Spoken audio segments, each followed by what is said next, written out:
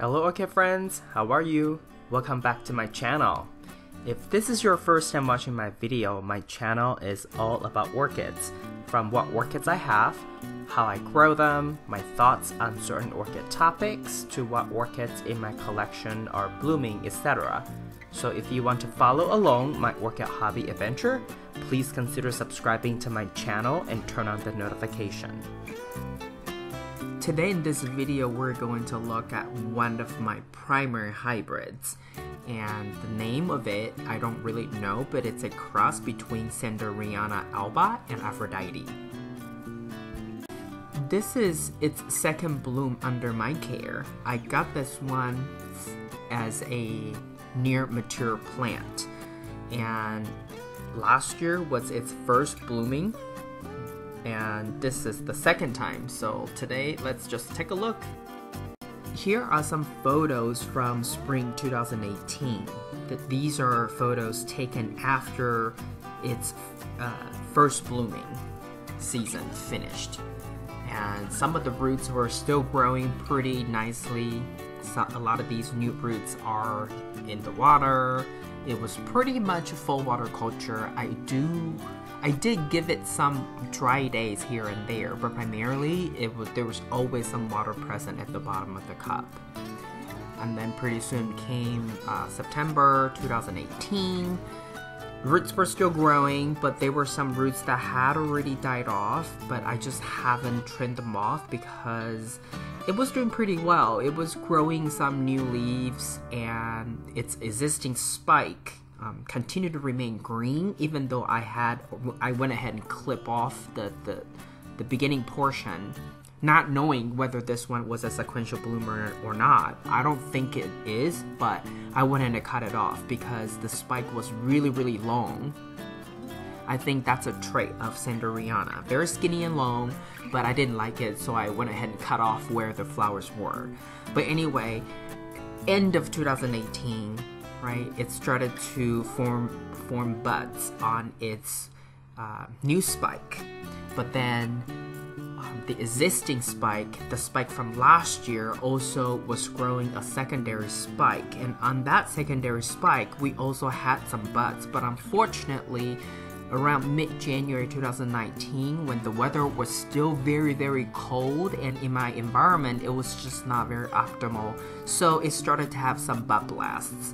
But only on the secondary spike though. The main spike, the new spike, was still doing very well. And then quickly, as you can see here, the secondary spike grew another tertiary spike, I guess, you can call it that, or secondary spike of a secondary spike.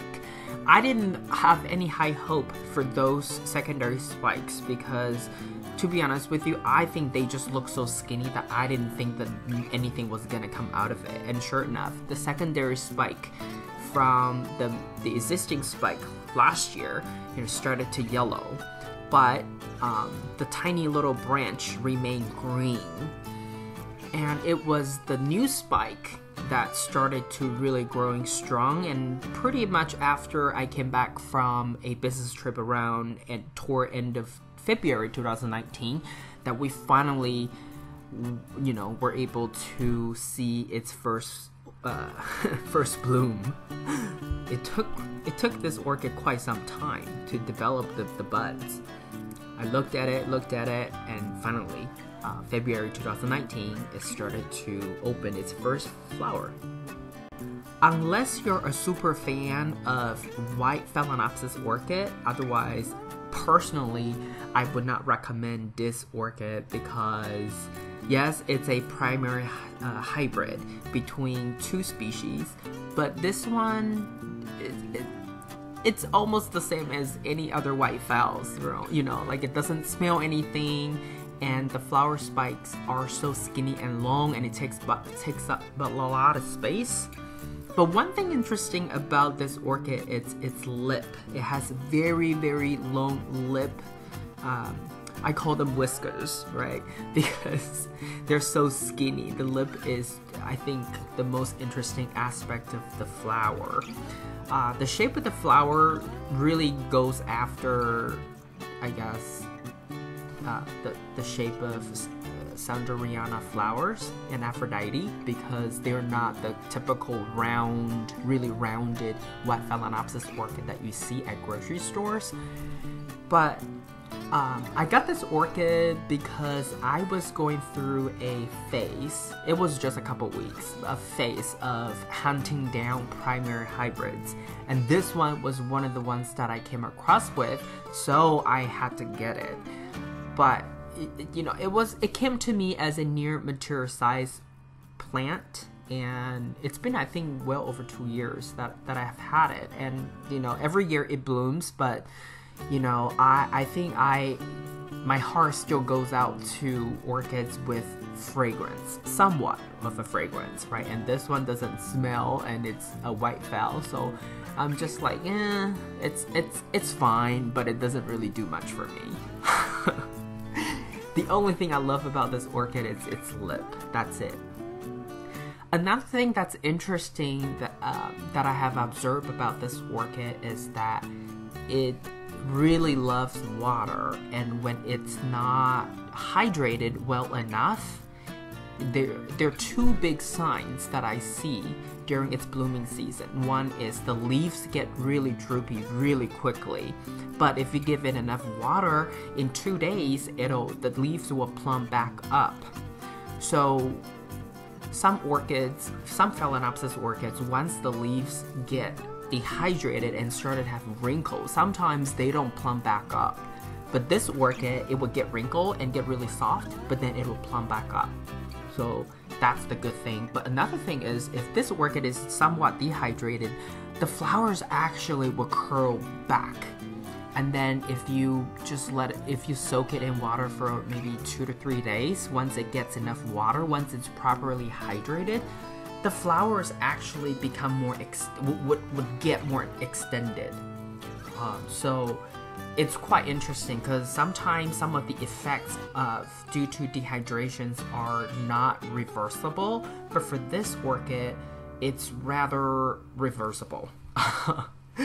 It is self-correct, and then it comes back to normal again once it's hydrated. So these are some of the things that I have observed about this orchid.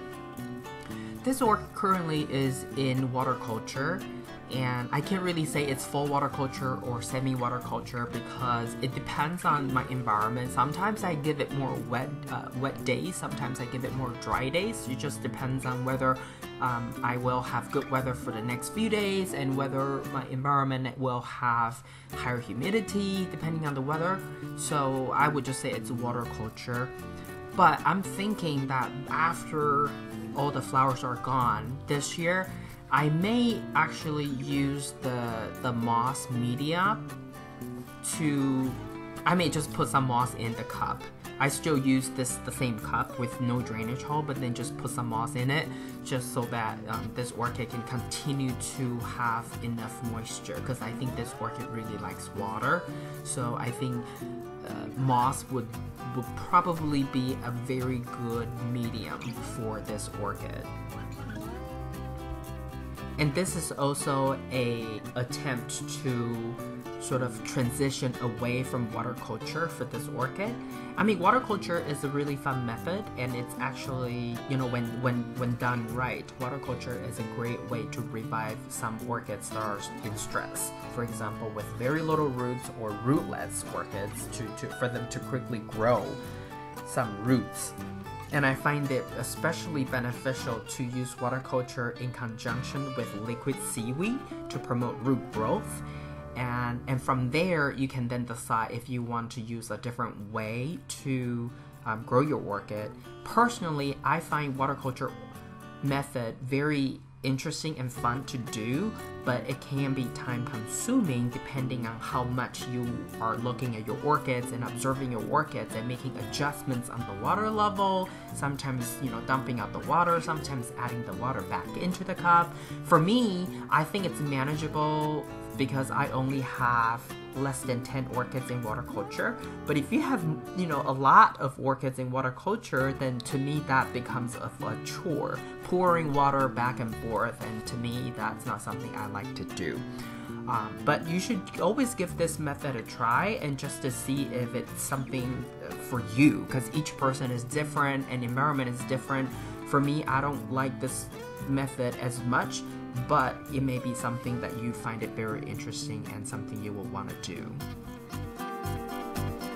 This is all I have for you today. If you like this video, please give it a thumbs up. And if you would like to get more orchid related videos from my channel, please subscribe and turn on the notification. I want to wish you happy growing, and I will talk to you in my next video.